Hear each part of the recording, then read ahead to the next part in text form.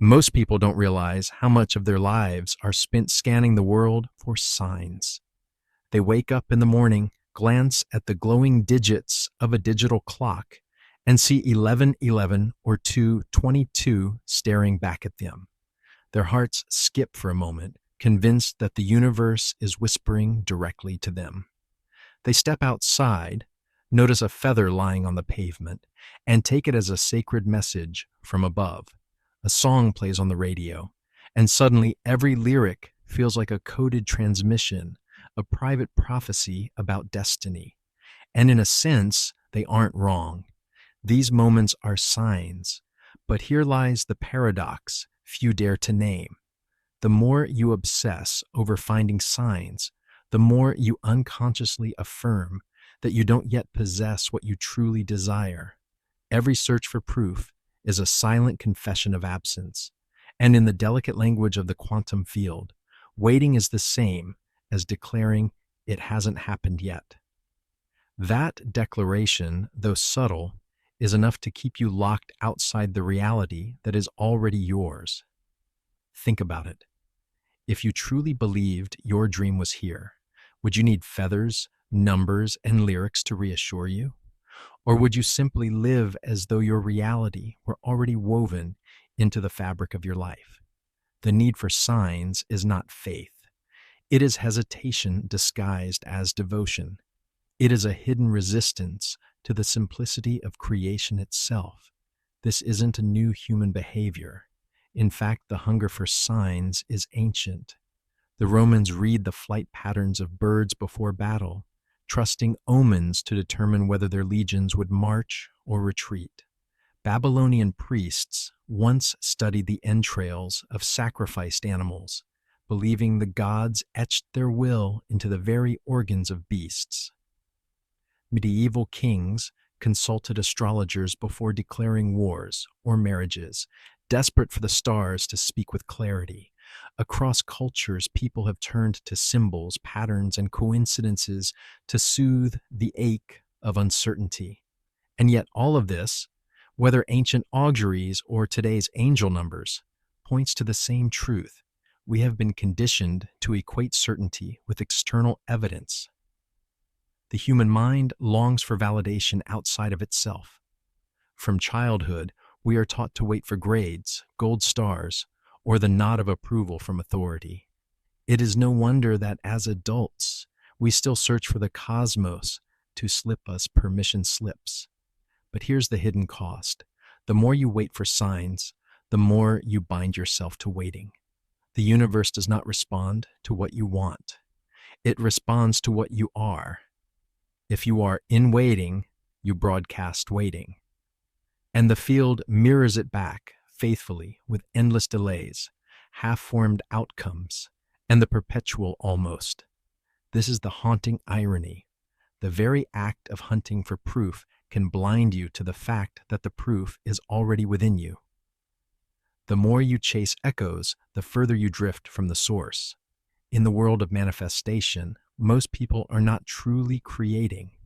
They are waiting, and the waiting itself becomes their broadcast, their energetic fingerprint.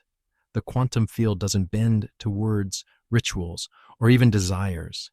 It bends to coherence, the silent signal of who you are being. So when your state is one of waiting, the universe reflects that back with precision. More waiting, more yearning, more not yet. This is where quantum mechanics gives us a startling mirror. Before a particle takes on form, it exists in a shimmering superposition, all possibilities at once. Reality is fluid, uncollapsed, brimming with potential. But that potential only crystallizes when the observer makes a choice, when consciousness selects. In that moment, the wave collapses, and reality is born. But here's the trick. Looking for signs is not choosing. Scanning the horizon for confirmation is not the same as embodying certainty. It is hesitation dressed up as faith. You are standing at the threshold, flickering between realities, but never stepping fully into either. And the field, which mirrors clarity, not confusion, returns only more flicker, half-formed outcomes, static-filled versions of your desire. The ancients understood this dynamic, though they lacked quantum language to describe it.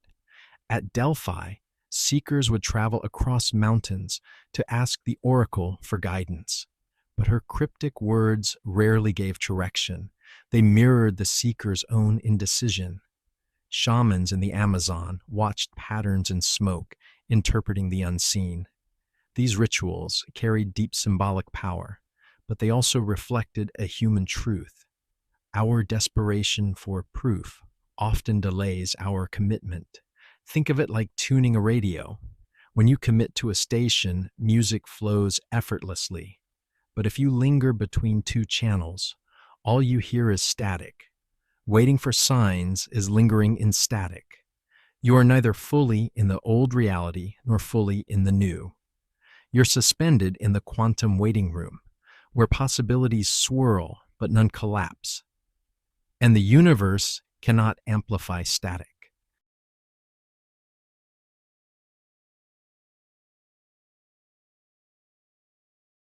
It can only amplify coherence. This is why people often feel caught in limbo. They pray, they visualize, they hope, and yet their lives remain strangely incomplete, filled with almosts. It isn't that the universe is withholding. It's that the individual hasn't decided. They are still broadcasting hesitation. And so the paradox sharpens. The more you wait for confirmation, the more you confirm that you are waiting. The field listens faithfully, like an echo chamber of consciousness. And what it returns is not what you asked for, but who you are. Long before physicists spoke of superpositions and wave collapses, mystics were pointing to the same truth in different words. Neville Goddard, one of the most radical teachers of the 20th century, used to say, "Assume the feeling of the wish fulfilled." He never instructed his students to wait for signs or to search the world for proof. He taught that assumption itself, the quiet inner certainty that it is already done, is the creative act. To assume is to embody, to declare that no external evidence is required because reality is already yours. Florence Scovel-Shinn, another voice of timeless wisdom, reminded her students that faith does not wait. Faith knows. She told them, faith knows it is already received, not faith waits to see if it will happen. Notice how that subtle difference changes everything. Waiting belongs to hope, but knowing belongs to creation. Yet the modern mind clings to signs because signs feel comforting. They offer reassurance when doubt begins to whisper. They make us feel accompanied in a vast, uncertain universe. Seeing a feather on the street can briefly soothe the ache of not knowing. Catching repeating numbers on a clock can feel like a nod from fate. But the danger lies in mistaking these echoes for instructions. History is filled with examples of this cycle. Kings once refused to march into battle until the stars aligned or omens appeared in the entrails of animals. Their hesitation, dressed up as reverence, often delayed victory or invited disaster. In the Middle Ages, peasants clung to relics and charms, convinced these external objects could summon divine favor. The object wasn't wrong. It reflected belief, but it wasn't the source. The power was always within, waiting to be assumed. And so we repeat the same loop in modern clothes. Instead of entrails or relics, we use angel numbers, feathers, songs on the radio. Instead of oracles, we consult algorithms, astrologers, tarot cards. Each of these can be beautiful mirrors, but when we rely on them as proof, we forget the original lesson. Signs are feedback, not compasses. They tell us where we are, not where we are going. This is the addictive cycle that traps so many seekers. Signs appear, reassurance floods the body, doubt fades for a moment. Then the signs stop, and fear creeps back in. Has the universe forgotten me? The mind asks. Anxiety rises, and the search for proof begins again. Like a gambler pulling a lever, the seeker returns to the slot machine of signs, hoping for another hit of certainty. But all the while, manifestation does not arrive. Not because the universe withholds, but because the frequency being broadcast is oscillating between faith and fear. Mystics across cultures warned against this very trap. The Sufi poet Rumi said, "Do not get lost in your longing. You already possess that which you seek." The Buddha taught that clinging, even to symbols of reassurance, perpetuates suffering. Christian mystics spoke of faith as an inward flame, requiring no external spark. The thread that unites them all is this: true creation does not chase echoes. It burns quietly with the certainty that what is sought is already present. So ask yourself, are you following the echo or stepping into the source? Because one will keep you circling forever, and the other will collapse the distance in an instant. Why do signs feel so irresistible? Because beneath the surface, they soothe a restless nervous system. When you are waiting, your body hums with tension, eyes scanning for proof, breath shallow with anticipation, heart pacing with unease. Neuroscience shows us what is happening in those moments. The brain activates its survival networks. Circuits in the prefrontal cortex and limbic system light up, primed for vigilance. The body floods with stress chemistry. Instead of broadcasting abundance, you're vibrating scarcity. Joe Dispenza calls this living in survival rather than creation. In survival, the body is addicted to anticipation and doubt. Every glance at the clock, every hope for a sign, is a hit of chemical reassurance, brief, fleeting, addictive. The paradox is cruel. The more you look for evidence, the more you train your body to live in waiting. And the psychology has long recognized this pattern.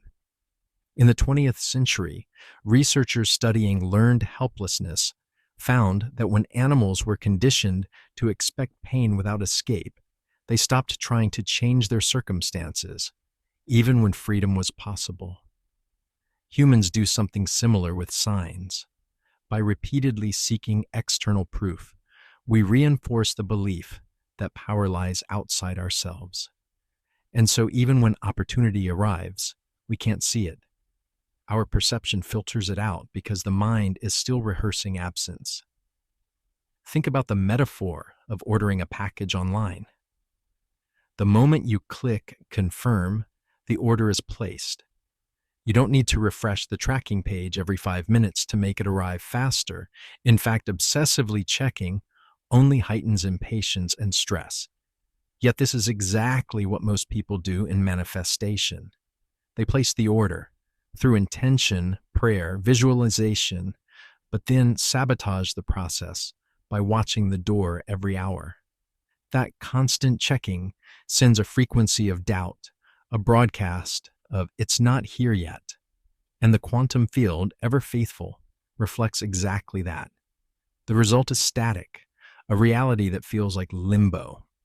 Neither the old life nor the new. Not abundance, not lack, just waiting.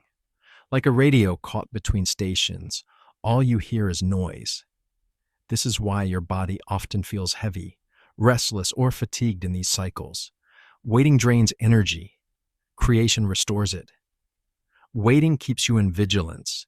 Creation moves you into flow, and your nervous system doesn't lie. The field listens to your biology more than your words. History offers a fascinating parallel. Ancient generals often sought omens before battle, waiting for the right sign, but there were others, leaders like Alexander the Great, who acted without hesitation, and victory often seemed to bend in their favor. Was it luck?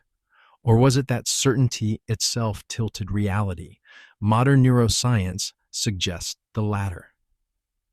Decision creates coherence in the brain and body. Waiting scrambles it. So the question sharpens. Are you training your nervous system to broadcast hesitation, or coherence, because the quantum field can only amplify one of them. If waiting breeds static, then what collapses reality into clarity? Detachment. But detachment is often misunderstood. It is not indifference, nor is it apathy. Detachment is the quiet confidence that arises when you no longer require proof. It is a release of the nervous system from its endless surveillance, a surrender that signals to the field, I already know. In physics, the concept is mirrored in coherence. When particles align, they resonate as one, amplifying their power far beyond their individual parts. Coherence is clarity made visible, and consciousness, when aligned in thought, emotion, and body, becomes a signal so strong that the quantum field cannot help but reflect it back. Dean Radin at the Institute of Noetic Sciences has conducted experiments showing measurable effects of intention on physical systems, but the results only appear when the intention is steady, coherent, and detached from grasping. In other words, the moment you stop needing the outcome is the moment your consciousness has the greatest impact. Spiritual traditions have taught this for centuries. Taoism calls it Wu Wei, effortless action. The Bhagavad Gita urges seekers to act without attachment to results. Buddhism emphasizes non-clinging as the path to liberation. In Christianity, it is faith that rests in the unseen. Across cultures, the principle echoes. Creation happens not through striving, but through surrender. Think of a seed planted in fertile soil. Its growth is not accelerated by digging it up each morning to check if it has sprouted. In fact, the act of checking disrupts the process. The seed flourishes when left alone, nourished by trust in the unseen rhythms of nature. Your intentions are no different. Plant them, water them with belief, and then allow them to grow in silence. Warrior cultures understood this paradox too. Samurai were trained to act with total focus, but without attachment to the outcome. Victory or death mattered less than embodying presence in the moment of action. This detachment freed them from hesitation, making their movements fluid, precise, and devastatingly effective. The same principle applies in the quantum field. Freedom from attachment creates the space for coherence to bloom. And here lies the paradox of time. Manifestation seems slow when you wait for it, but it becomes almost instant the moment you stop waiting. Physics even hints at this mystery. Experiments in retrocausality suggest that effects can influence cause because in that release, you finally stop scrambling the signal. You stop broadcasting noise. You enter coherence. And coherence is the only language the field truly understands. Theory alone doesn't shift timelines. Embodiment does. To move from waiting into coherence, you must train both mind and body to stop searching outward for signs, and instead radiate the frequency of certainty. This is where practice begins. And the path can be distilled into 3 simple but profound steps. Step 1. Recode your I am. Statements. Every day, pay attention to what follows the words I am. Most people unknowingly rehearse lack. They say, I am waiting for love, or I am hoping for abundance, or I am trying to heal. These are not neutral phrases. Neuroscience shows that repeated language wires the brain and imprints the body. When you declare, I am waiting, your cells align to waiting. The field listens and reflects waiting. To shift, you must rewrite the script. Declare instead, I am aligned, I am chosen, I am whole. At first, your mind may resist. It will whisper, but it's not true yet. Persist, the nervous system adapts, and soon your body broadcasts coherence instead of craving. This practice isn't new. Across cultures, affirmations have carried transformative power. Hindu mantras, indigenous chants, and biblical declarations all used language as a tuning fork. The words were never just sounds, they were commands to reality. When you recode your I am statements, you're stepping into that ancient lineage of spoken creation. Step 2, train the nervous system into safety. Your body is the instrument of consciousness. If it remains trapped in hypervigilance, scanning for signs, it cannot generate coherence. To break the loop, you must invite safety. One way is through coherent breathing. Inhale for 4 counts. Exhale for 6, while resting your awareness in the heart center. Imagine light expanding outward from your chest. This practice, validated by studies at the HeartMath Institute, synchronizes heart rhythms and brain waves, creating measurable coherence in the body. When coherence arises, your field becomes magnetic. Opportunities align. Synchronicities appear, not as lifelines to reassure you, but as effortless confirmations of your state. And unlike the fleeting comfort of signs, this coherence does not depend on anything external. It is self-sustaining. Step 3, release the timeline. Perhaps the hardest for the mind, but the most natural for the soul. The universe does not follow your calendar. It responds to readiness, not urgency. Think of the times in your life when breakthroughs came, meeting the right person, landing the right role, or healing when you least expected it. Rarely did they arrive on schedule. They appeared out of the blue because alignment, not forcing, opened the door. To practice this, notice when the question arises, when will it happen? Instead of indulging it, smile gently and say inwardly, it is already happening. Feel the relief spread through your body as you let go of the clock. This isn't giving up. It is signaling trust. And trust collapses reality faster than any strain or striving ever could. These 3 steps, language, nervous system coherence, and timeline release, form a kind of holy trinity of manifestation. They recalibrate mind, body, and spirit into one unified signal, and coherence is the only thing the field ever mirrors back. The beauty is that this practice requires no grinding. A few conscious minutes each day is more potent than hours of desperate repetition. In the quantum, quality of frequency always outweighs quantity of effort. And when you stop looking for signs, life itself becomes the sign. Opportunities emerge as if scripted. Encounters align with uncanny precision. You realize what mystics have always whispered. The field is not out there. It is responding to you right now. Here is the truth most people overlook. The timeline you are chasing has already been chosen. Your desire is not a fragile dream hovering in the distance. It is a frequency already alive in the quantum field. What you call my goal, my vision, my destiny, is simply the signal of resonance between your consciousness and a reality that already exists. You're not inventing it out of thin air. You are remembering it. Quantum entanglement offers a haunting metaphor.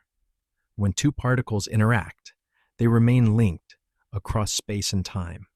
Alter one, and the other responds instantly, no matter the distance. Your current self and your fulfilled self are already entangled. The gap you feel is not in reality. It is in awareness.